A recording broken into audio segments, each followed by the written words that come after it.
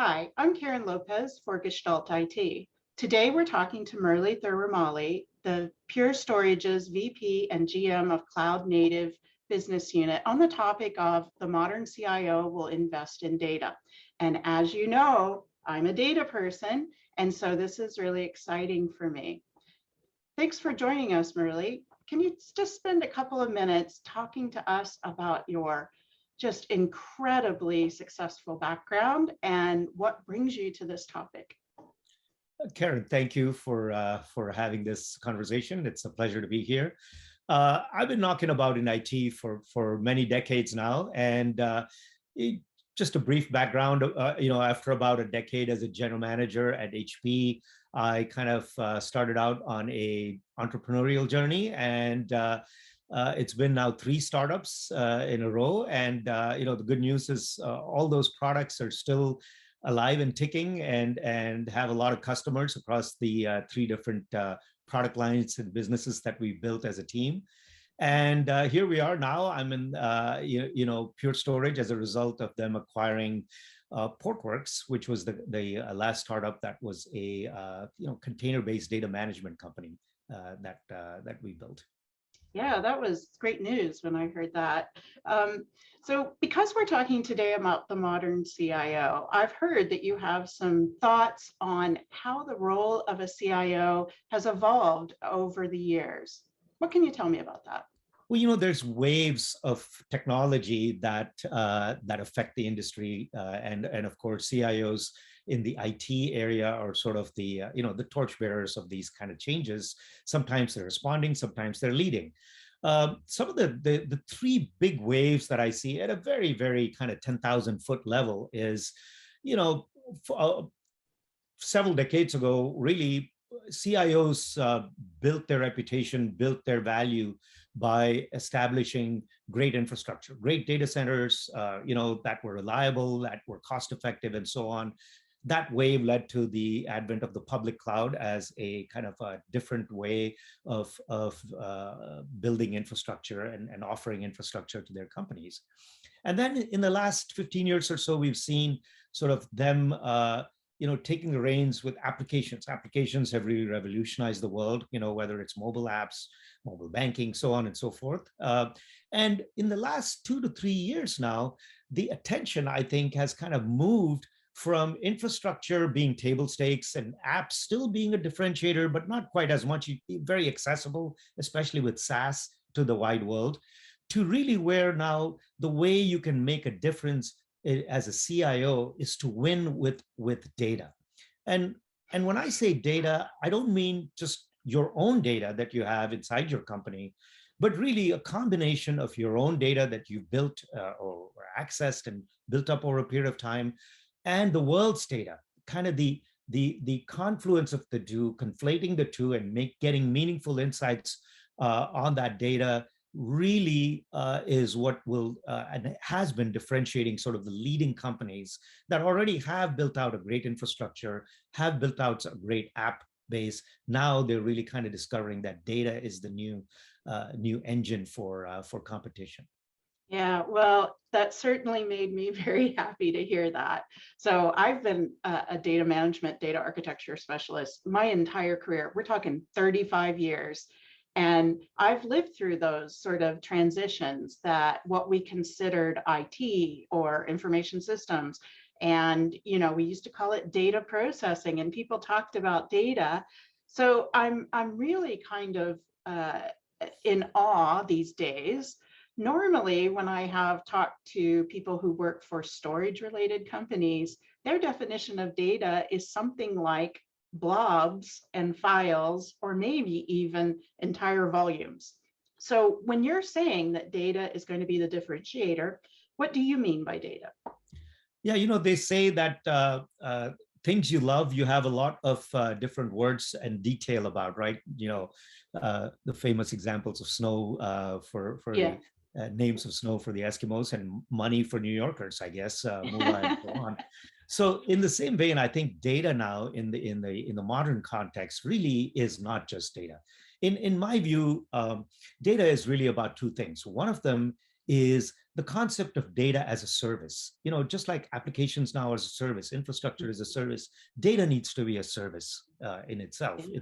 It's something that is made available to you. It's ubiquitous. It's really a utility. And then let's talk about the taxonomy of that data, right?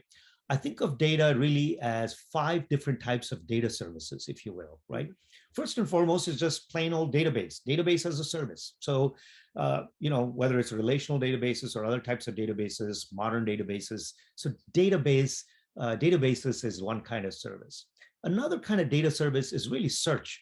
Data is nothing if you can't search for it effectively, accurately, and in being able to slice and dice it. And that's certainly data search now. Programs like Elastic and software like Elastic have made a big difference in that world. A third type of data service is one we're familiar with. It's data analytics, and these are things all the way from Excel to Tableau and so on. It's something that I think is pretty common. More recently, there's sort of another cut at the analytics, and this is AI ML. This is not just people looking at data, but machines looking at data and then applying some intelligence on it. I specifically call out AI ML differently because the programs are different. There's TensorFlow, the underlying compute context can be GPUs. It's very, very different kind of a stovepipe, if you will, for AI and ML. And then lastly, it's streaming data, right? So data is now everywhere. It's ubiquitous, it's distributed, and being able to kind of bring that data to a central spot through streaming, things like Spark, or even inside an enterprise with messaging buses. So these are the 5 types of data services: databases, data search, analytics, AI ML, and then finally data streaming. And I think CIOs need to start thinking about how they're kind of putting these 5 types of data services, how are they managing them? How are they bringing them under their command and under their control, and trying to automate a lot of it and make it available to their lines of businesses? I think that's all great. Matter of fact, I'm going to borrow your 5, maybe even give you attribution for it. But I really like that differentiation of, data isn't just one thing, and the technologies and services that we have around data aren't all the same thing. And certainly over my career, we went from transactional databases to data warehousing, and that was new and improved. And there were lots of religious wars about which one was more important or which one was better. And I think your observations here about it even goes beyond transactional or analytical into all these things is a really important distinction that CIOs need to do. I remember a time where CIOs thought if you had to bring in external data, it meant that there was something weak in your system. And now we wouldn't even consider a successful CIO if they didn't bring in enrichment for their own data. So since we're talking about successful CIOs, what sort of company stories or case studies have you heard about where the CIO was able to leverage these new approaches to data? Well, one of the things that is very common now is this kind of multiple data sources being kind of, plugging and playing with each other. One of the best examples you can think of is Uber. It's something that most of us are familiar with world over, right?